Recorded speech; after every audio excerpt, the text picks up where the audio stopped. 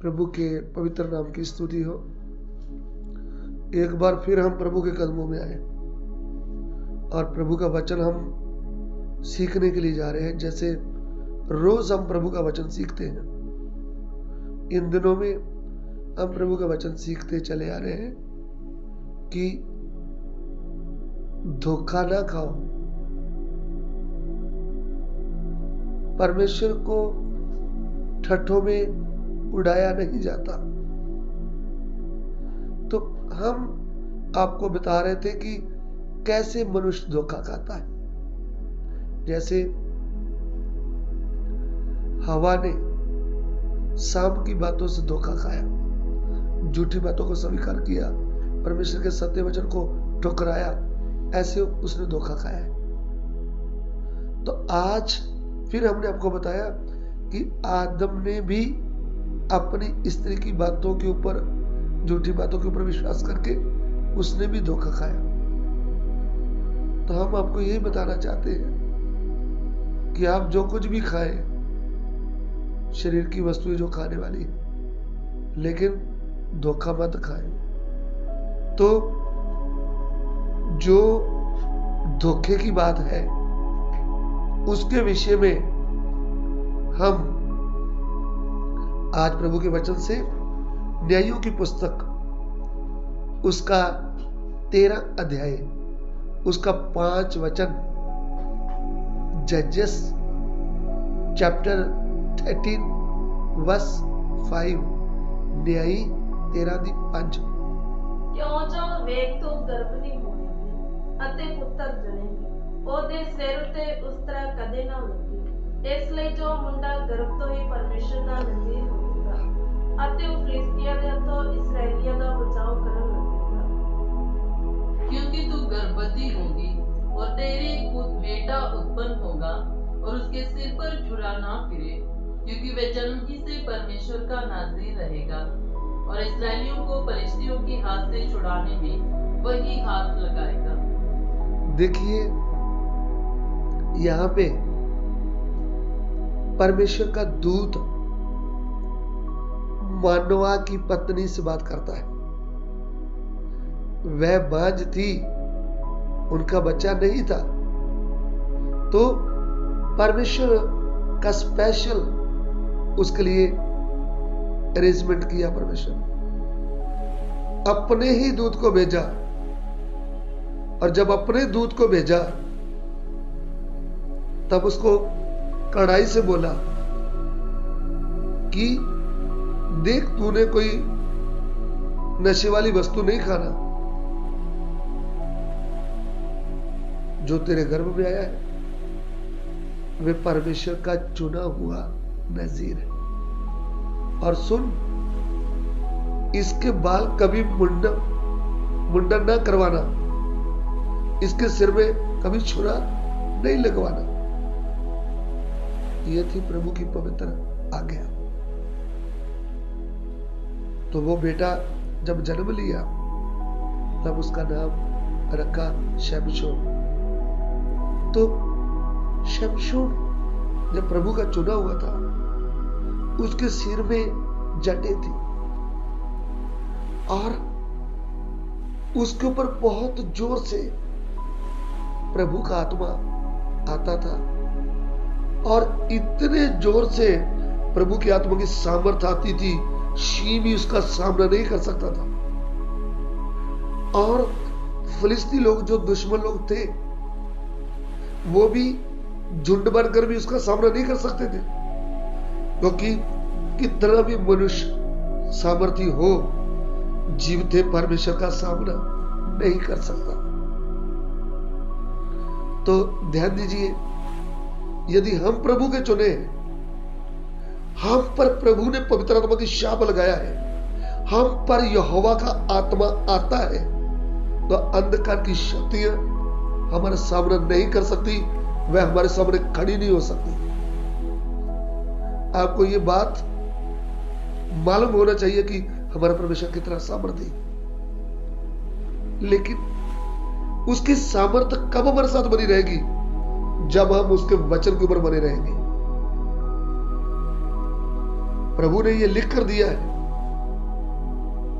जो मुझे प्रेम करता है वह मेरे वचन को मानेगा और मेरा पिता उनसे प्रेम करेगा। हम उनके पास आएंगे और उनके साथ वास करेंगे। सो शमशून की मम्मी को जो दूत ने बोला था, उसने शमशून को अच्छी तरह बताया था। मां लोगों का क्या काम है? अपने बेटे को प्रभु की दी हुई पवित्र आज्ञा अच्छी तरह बताना चाहिए। हमारे पास फालतू की बातों के लिए समय है। बच्चे को प्यार करने के लिए, उसको भोजन देने के लिए, मोबाइल से खेलने के लिए, देने के लिए सब समय है। लेकिन प्रभु की सामर्थी बातें, प्रभु के वचन की जो जरूरी बातें हैं, वो हम अपने बच्चे के कानों के द्वारा उसके हृदय में नहीं डालते। लेकिन प्रभु का धन्यवाद हो, इधर में शमशून की मम्मी ने उसके मन में ये बात डाला हुआ था। शमशून को ये बात मालूम था कि मुझे प्रभु ने चुना है, मैं उसका नजीर हूं और मेरे सिर के ऊपर कभी छुरा नहीं लगेगा, मेरा सिर मुंडन नहीं करना। अगर कर दिया तो मेरी शक्ति, मेरा बल जो प्रभु की ओर से आता है वो चला जाएगा। लेकिन ध्यान दीजिए, शमशून ने दुश्मनों से धोखा नहीं खाया। उनको मालूम था ये मेरे दुश्मन है, लेकिन दलीला जो खूबसूरत स्त्री थी, उसके प्रेम के जाल में फंसकर उसने धोखा खाया। फिर सुन लीजिए, जो दुश्मन आएगा हम चौकस हो जाएंगे। मेरे को मालूम होगा कि मेरा दुश्मन है, मैं इसके बातों के ऊपर विश्वास नहीं करूंगा, मैं इसका सामना करूंगा। लेकिन यदि वही आपका दोस्त बनकर आ जाए तो आपके साथ धोखा होगा। शमशून ने कैसे धोखा खाया?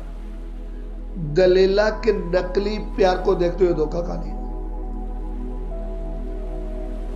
उन्होंने उसको सच्चा प्रेम समझते हुए, नकली को असली प्रेम समझते हुए दिल की बात उनको बता दिया। वो बार बार पूछती रही, शमशून, जो आपके ऊपर सामर्थ्य आती है ना, अरे तेरी सामर्थ्य कहां से आती? देख, मैं तुझसे प्रेम करती हूं, आप मुझे तो बता दो। बार बार पूछने के कारण शमशून को इतना फंसा के रख दिया। उसने 3 बार पहले झूठ बोला, लेकिन उसने फिर ऐसी बातें करी, देख तू तो मुझे नकली प्रेम करता है, तूने तो मुझे दिल की बात ही नहीं बताया। जब इसने दिल की बात बताया तब उसने इनके साथ धोखा कर दिया, इनके बाल काट दिए। फिर दुश्मनों को संदेश भेज दिया, अभी आकर इनको पकड़ लो। तब उन्होंने आकर शमशून को पकड़ लिया और जीते जी उनकी आंखें फोड़ दी और परमेश्वर उसे छोड़कर चला गया। शमशून, तूने धोखा खाया है। धोखे के कारण तेरा परमेश्वर, पवित्र परमेश्वर तुझे छोड़कर चला गया। अभी तू दुश्मनों के हाथ में, अभी तेरी जीते जी आंखें फोड़ दी गई है। अभी तू याद करना बैठकर कि मैंने जीवते परमेश्वर के पवित्र वचनों को छोड़कर झूठी बातों के ऊपर, एक स्त्री की बातों के ऊपर विश्वास कर लिया। ध्यान दीजिए, जैसे सांप ने दोस्त बनकर हवा को धोखा दिया, बहका दिया, ऐसा शमशून की पत्नी ने मीठी बातें करके शमशून को बर्बाद कर दिया। वर्तमान काल में आप इस बात के ऊपर ध्यान करें, आप प्रभु के चुने हुए हैं। पवित्र प्रभु ने आपको चुन लिया है, पवित्र आत्मा की शाप आपके ऊपर लगाया है। आप इस नकली प्रेम से बचें और धोखा करने वाला भाई हो या बहन हो, आप उसका सामना कर पाए। अगर आपको शरीर के प्रेम की बातें करता है, आप उनसे प्रश्न करें कि आप प्रभु के चुने हुए हैं, आप क्यों उल्टे रास्ते जा रहे हैं, ये गलत है। आप उनका विरोध करें, आप उनकी बातों में ना फंसे, ताकि आपके साथ धोखा ना हो जाए, आपकी पवित्रता ही ना चली जाए, आपका आत्मिक जीवन बर्बाद ना हो जाए। प्रभु इस वचन को समझने के लिए आपको आशीष दे। स्वर्गीय पिता, हम दिए हुए वचन के लिए तेरा धन्यवाद करते हैं। प्रभु आज का वचन हमारा आत्मिक भोजन बन जाए, जहां भी जाए तेरा वचन लोगों को आशीष दे। पिता हमारी विनती को ग्रहण करें, यीशु मसीह के पवित्र नाम से मांगते हैं, आमीन।